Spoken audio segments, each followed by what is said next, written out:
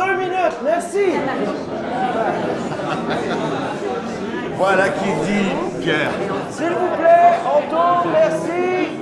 On est au Francophonie de Montréal. Hein. Ça, c'est l'ambiance aussi du festival, hein, Pierre Lapointe. Hein, c'est ça, il faut prendre sa place. Mais on vous attend jamais là où vous êtes, Pierre. Ouais, je fais exprès pour toujours où il existe. Et ça fait partie du métier ça fait partie du métier d'un artiste, à mon avis, de toujours se mettre en danger puis toujours mettre au défi les gens qui viennent l'écouter. C'est incroyable parce que là, on va parler de ce spectacle éphémère. Ça veut dire quoi? Ça veut dire qu'on ne le reverra jamais plus ici. Il y a de bonnes chances qu'on ne le voit plus après samedi prochain. Il y a de bonnes chances. Ouais. C'est quoi ce spectacle? Comment on pourrait le définir? Il y a de la danse, il y a des sketchs, il y a des chansons évidemment. Oui. C'est un spectacle c'est une création collective. C'est vraiment une création collective, comme on le faisait dans les années 70, avec la même liberté et la même concertation de chacun des membres. Donc, il y a du design, de la chanson, de la musique classique, de la danse et du théâtre. Et on est dans le jeu. C'est une expérience libre de jeu. Allez, on s'amuse. Pierre Lapointe est avec nous. On va au bar. On se retrouve tout de suite. Qu'un jour malgré tout tu seras capable d'aimer. Seul moyen possible de le savoir, c'est de recommencer. La science du cœur est un objet d'abstraction propulsé par la volonté qu'ont les gens tristes à se laisser toucher. Alors, ça c'est le Pierre Lapointe évidemment qu'on connaît, qu'on aime. C'est pas le spectacle exactement qu'on voit ici à Montréal. Alors c'est amour au pluriel, délices et orgue. Oui. 3 mots qui deviennent féminins au pluriel. Pour moi, je pense que la réelle nouveauté, elle vient rarement d'un individu seul. Elle vient souvent d'une collaboration entre plein de gens qui normalement travailleraient pas ensemble. Mais à mon avis, plus la collaboration est éclectique, plus le produit final fait avancer les choses. C'est sûr que ça dérange de travailler comme ça et c'est extrêmement inhabituel. Il faut en tant que créateur, nous-mêmes se mettre dans une position où on ne part de rien et où on n'a plus d'ego. Mais ça fait grandir très, très rapidement. Alors on retrouve à la fin du spectacle évidemment Au bar des suicidés, un des grands classiques de Pierre Lapointe, mais qui finalement se marie bien avec le spectacle. Parce que dans ce spectacle, on s'interroge évidemment sur la vie, la réussite, les amours, les préjugés. Les préjugés, oui, tout ça, c'est des thèmes qui sont abordés normalement par l'auteur Étienne Lepage. Ce sont des textes appris que je me suis appliqué à apprendre à les virgules près pour que ça devienne totalement naturel, ce qui est une première dans ma carrière de chanteur, de jouer à l'acteur comme ça. Mais ce sont des thèmes qui me parlent beaucoup, qui me touchent. C'est pour ça que je suis allé chercher Étienne Lepage, entre autres. C'est parce que je savais que ces mots-là dans ma bouche allaient résonner naturellement. Allez, on va danser au bar des suicidés, comme autrefois on gardera les yeux fermés. Allez, on va danser au bar des suicidés, restez pas un devant toi s'aligner. On y rencontre dans ce spectacle le nouveau donc, de Pierre Lapointe, Beyoncé. Vous allez à un anniversaire de Beyoncé. Ouais, mais en fait, c'est une fabulation autour d'un rêve que j'ai fait. J'ai rêvé que j'allais chez Beyoncé et Jay-Z à un moment donné. Et j'ai raconté ça à Étienne l'auteur et on a trouvé ça très drôle et on a écrit un monologue là-dessus. C'est un monologue qui finit par nous permettre de nous questionner sur l'image qu'on se fait des gens, sur les préjugés qu'on peut avoir.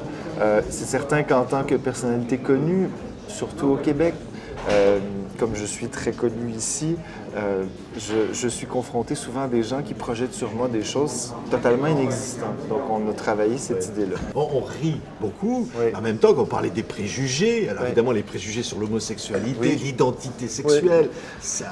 C'est qu'il y a quelque chose, en ce moment c'est bien parce qu'il y a une espèce de courant sur les genres où on essaie de moins définir les genres. L'homosexualité, on pensait que c'était réglé, on se rend compte que c'est peut-être pas tant. Moi, personnellement, je ressentais pas le besoin de nommer cette chose-là parce que je la vivais très librement, mais avec ce qui s'est passé en France, avec les gens qui s'opposaient au mariage entre personnes de même sexe, ce qui s'est passé à Orlando l'an dernier, ce qui se passe en Tchétchénie, je pense qu'on a une responsabilité plus que jamais, quand on est différent, qu'importe sa différence, de la nommer et de la dédramatiser pour fermer la gueule à tous les cons qui vont utiliser leurs préjugés pour éteindre la soif de liberté de certains êtres. Et ça s'applique aux juifs, aux musulmans, aux gays, aux trans, aux gens qui sont des nouveaux arrivants dans des pays. Il faut être fier de sa différence, il faut la marquer et il faut, en tant qu'être humain, être encore plus ouvert qu'on l'a été dans le passé. Deux par deux rassemblés. Deux par deux rassemblés, oui, ça parle de solitude, ça parle de l'importance de croire en l'unité possible entre les êtres humains. Ça parle de ça, cette chanson. Ce n'est sûrement pas de briller qui nous empêchera de tomber.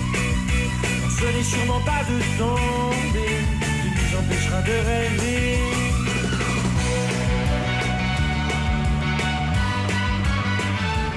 C'est totalement inattendu.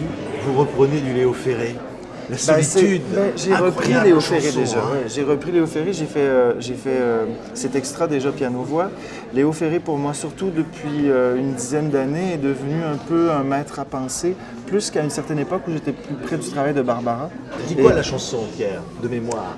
Cette chanson-là parle, oui, de l'état de l'être humain où on essaie de se faire croire qu'on est quelqu'un, quelque chose. On se fait une conception de l'être humain qui est très tangible et rassurante, mais finalement, ce qui guide l'être humain, puis ce à quoi l'être humain est confronté sans arrêt, c'est la solitude. La solitude devant la mort, la solitude devant l'amour, devant l'autre. Et pour moi, c'est un thème qui me parle beaucoup. Et sur par exemple, le premier extrait qu'on a sorti du prochain disque, qui sortira le 6 octobre prochain partout, je me suis beaucoup inspiré de cette chanson-là. La science du cœur parle en quelque sorte de cette solitude-là. J'ai pas le même genre d'écriture que M. Ferré, j'ai pas ce talent-là, j'ai développé autre chose, mais je me dis ouvertement et fièrement un petit-fils de Léo Ferré. Oui. Ce qui est beau, c'est que dans ce spectacle, on parle aussi de la réussite, on mélange l'émotion et le rire, mais le rire qui fait du bien.